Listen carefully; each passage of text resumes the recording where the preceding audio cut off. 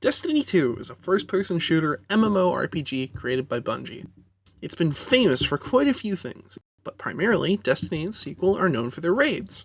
Raids are a 6-player activity meant to be the pinnacle of all things to do in Destiny, typically consisting of a linear sequence of 4 to 6 encounters, with an encounter being some form of combat puzzle.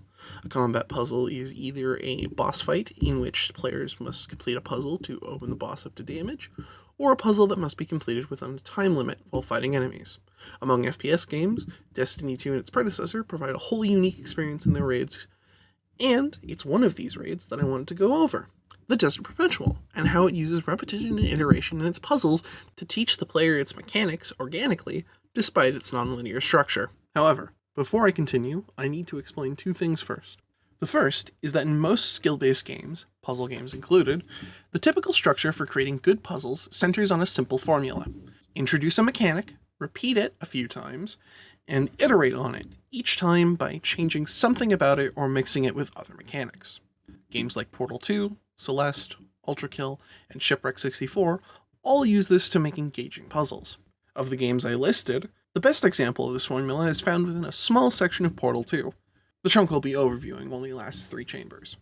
The first chamber introduces lasers, letting the player mess around with them so that they can figure out on their own that they need to angle the laser into a hole using portals. The second chamber iterates on lasers with cubes, introducing a laser cube that allows you to bend a laser in addition to moving it with portals.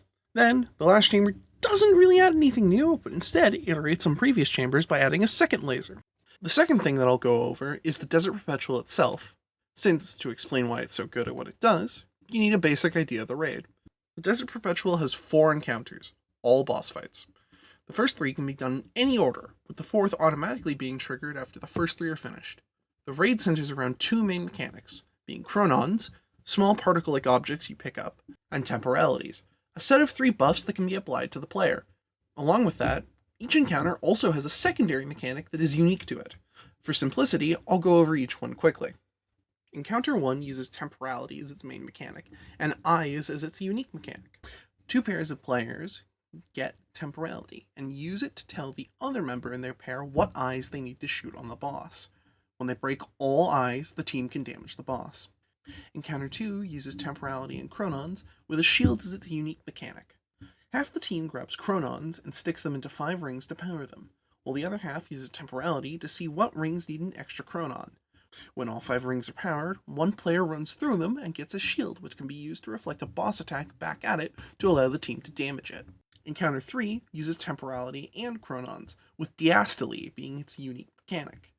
3 players shoot boxes in time with the beat of the diastole debuff, creating platforms for the player with a temporality buff to climb up. The other 2 players grab chronons and stick them in a ring to extend the timer on the fight.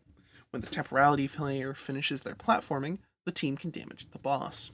Lastly, the final encounter uses temporality and chronons, with a secondary buff as its unique mechanic. To keep it short, because this encounter is pretty complex, players use the temporality buffs to both stun the boss and then find the correct colored chronons to stick in a ring. When 3 pairs of chronons are in the ring, the boss can be climbed on top of and stunned via a short puzzle involving 3 players making a triangle. So, how does the raid do such a great job on the formula I outlined before, despite being non-linear? Well, each encounter can act as either an intro to the main mechanics, or build on them from a previous encounter. Encounter 1 teaches players that temporality buffs can give information that other players need, and that some things only break when you have that buff. Encounter 2 expands on this with multiple temporality buffs, each that have different info from each other, while introducing chronons. Encounter 3 adds different colored chronons to the mix, while adding nothing to temporality. 2 and 3 also teach you how to deposit chronons in case they're your first time encountering them. In addition, encounters 2 and 3 also give basic introductions to temporality as a buff. All of these aspects then come into play in the final encounter.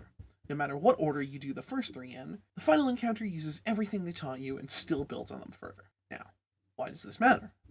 Well, it creates engaging puzzles and replay value. Normally you need to sacrifice one for the other. Linear games are less replayable than non-linear ones since you know what to expect.